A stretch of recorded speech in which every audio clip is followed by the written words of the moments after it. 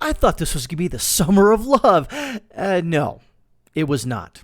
So Mayor Durkin, Merkin, whatever, she finally has, she has to do something because she's forced to do something. Well, eventually, sometime in the near future, they're going to tear down the CHOP, if you will. When that day comes, whenever that is, that'll be funny because the people there are not going to go silently into the cold night. Seattle mayor announced the city will reclaim police-free CHOP autonomous zone taken over by demonstrators. Demonstrators is a loose word, I guess. Demonstrators, if you say that a bunch of rampaging goons running around telling you, stealing phones, beating people up, shooting people, I guess, if that's demonstrators, then I guess that's what your term is. In the wake of 2 shootings last weekend, yes, 2, I think one of them fatal, Seattle officials announced Monday they plan to dismantle a 6-block police-free zone held by demonstrators in the heart of the city for more than 2 weeks. It's time for the people to go home, said Mayor Durkin. Referring to the so-called Capitol Hill Autonomous Zone, or the CHOP, that has been occupied by activists since June 8th. Durkin, accompanied by Police Chief Carmen Best at the public announcement, declined to say exactly how the area will be cleared if protesters resist, but stressed the change will be peaceful and in the near future. Hey, come here. Let me tell you something. You keep voting Democrats, you keep voting blue, this is the crap that keeps happening right here. So you know what? Orange man bad. Fine. But you know what? Live with your results and what you want. Because this is happening every day in every blue-controlled city and blue-controlled state, blue-controlled county, town, etc. You vote Democrat, this is the crap that happens. I have no sympathy for you. None. Zero. Zilch. Nada. Amid nationwide protests against police abuses following the death of George Floyd in Minneapolis, hundreds of demonstrators occupied an area around Seattle's Anderson Park, and police abandoned a neighborhood precinct house. Yeah, they did. And then that's when the graffiti come in because, nothing spells, community outreach by graffiti and shaking down business owners for protection money. Who used to do that? The mob, the Italian mob, other mobs, the Russian mob, the Polish mob, whatever mob that's out there, one in a city, they do that. So at best, these demonstrators are mob enforcers. Yay! The activists set up tents and created a carnival-like area. Ha! But if you ask them, it's not a carnival. It's not a Coachella. With music, discussion groups, and shared food. Well, understand, they can't make their own food because they have no means to make their own food. They're all on donations, if you will. Soy-based donations, because you know how the soy boys and the soy girls in these areas, they like to have their products, if you will. That's just the way it is. While the site was mostly peaceful, there has been crime and property damage, and over the weekend, deadly gunfire. Twice. A 19-year-old man was killed and 1 wounded in a shooting incident on Saturday, and another person was wounded Sunday. Seattle police said officers who responded to the former incident faced a violent crowd that denied them safe access to the crime area. Would you really want to go in this area knowing that they want to beat the crap out of cops and throw stuff at you? No. It's not my job description. Shootings remain under investigation with no arrests, and no one will be arrested unless someone snitches. And that ain't going to happen. Durkin put her foot down, finally. She had to do something, right? Because doing nothing, is doing something, but doing nothing doesn't help out the case in this. You let a group of mob enforcers take over a part of your city, and you called it a summer of love, and then shootings. And matter of fact, I had to do a quick cursory check on who was injured and or killed in the chop mills this last weekend. All African Americans. So if we're trying to save African American lives, Black Lives Matter, I'm talking to you, where's your outrage? Oh, that's right. You have no outrage on black violence because that's all part of the plan. That's acceptable. But any other race does something, you stamp down and you get mad and throw pipes and bombs and rockets and Molotov cocktails and burn building down. And, oh, someone died at a Wendy's, burn the Wendy's down. But you don't care about that, BLM, do you? You don't. Makes me wonder, who's supplying you with all that hard cash? That's a rhetorical question. I already know. George Soros. Anyways, the continued disorder, this is quoting from Durkin, the violence and the impacts on residents and businesses are not just at odds with a message of injustice and inequity. They cannot continue to occur. We are working with the community to bring this to an end. Capitol Hill belongs to everyone in the city.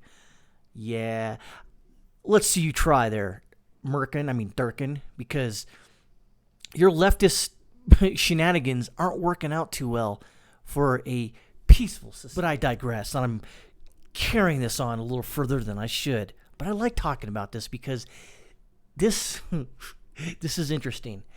Because you have, like I've said before in many past videos, you have a city controlled by leftist, Marxist revolutionaries. Mayor Durkin is a fellow traveler, if you will.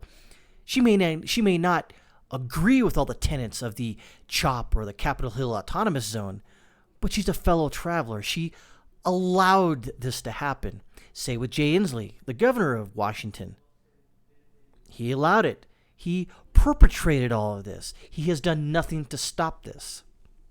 But let's blame Donald Trump. For what? I don't know. He didn't create this problem. This problem was in the making for many years. He was just standing by going, hey, what the what? And then he actually said, hey, let's stop this. And they said, no, you're the orange man bad. We need you. So now you have a rampaging mob running this place. And then 3 people die. There's been thefts, possible rapes, damage to property, definitely vandalism. Now you're going to put your foot down because it got too messy? Yeah. And then, no, you're going to peacefully, you're going to negotiate with them. How do you negotiate with a rampaging mob? How? Oh, that's right. You can't do that, do you? See, when these leftists eat their own, and this is what we're seeing, it gets dirty. And it's about to get dirty. Some local activists also have decided it may be time to disband. Station KUOW reported that Andre Taylor, head of a group pushing for police accountability, urged activists not to confuse their cause with a place. That's true. You see, the message and the narrative has been lost to this crappy place that they've taken over and have been allowed to take over. Taylor said he asked leaders of the group, are you willing to die? And not only are you willing to die, are you willing to take responsibility of someone who dies on your watch? I think the short answer is no, they don't. In posts on Twitter, Durkin vowed to reimagine policing in the city. She also wrote, oh God, I can't stand leftist doublespeak. Anyways, on Capitol Hill and across Seattle, we need to have a true community space. What the flying F does that mean? Mayor Durkin, with connections to the community-based organizations, really? They've tried this in the past in many cities throughout the nation.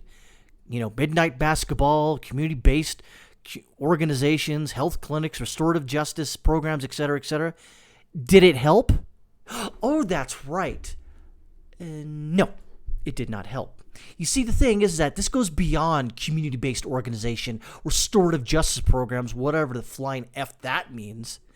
The thing is that there's an attitude and a narrative, I guess, in certain communities throughout the United States that don't want this. They say they want it, but they don't really want it. They want to continue on with their shenanigans.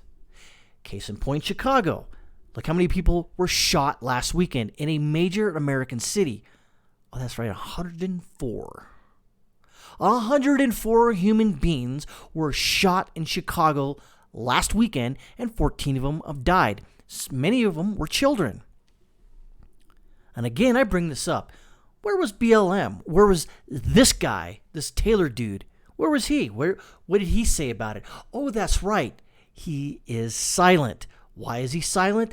Not that he agrees with it, that he just can't explain it away. And that is the problem, is that they cannot explain away their idiotic motives, their idiotic opinions, and they have no solution to other than give us money and community-based programs.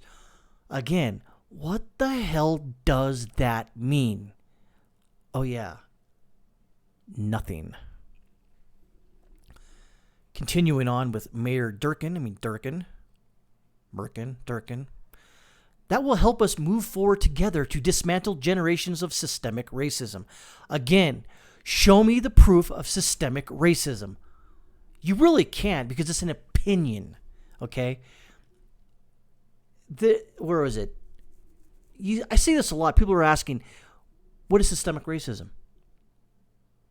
You don't really get a good answer. It's not a cut and dry, black and white sort of issue. It's like, well, blah, blah, blah, this and that and this and that. And then if there's systemic racism and it's been continuing in the United States, where were the Democrats? They're all for stamping out systemic racism. Where were the Democrats for the last 60 years? Oh, yeah. Doing nothing. And I could say the same about Republicans, but again, I go back to this.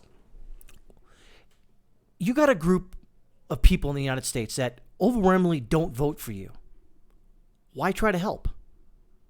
And if you do try to help, they say, oh, you're just trying to, gentrify my community. And then nothing ever happens. So again, yeah, they try to do something, mainly the Republicans, but what can they do?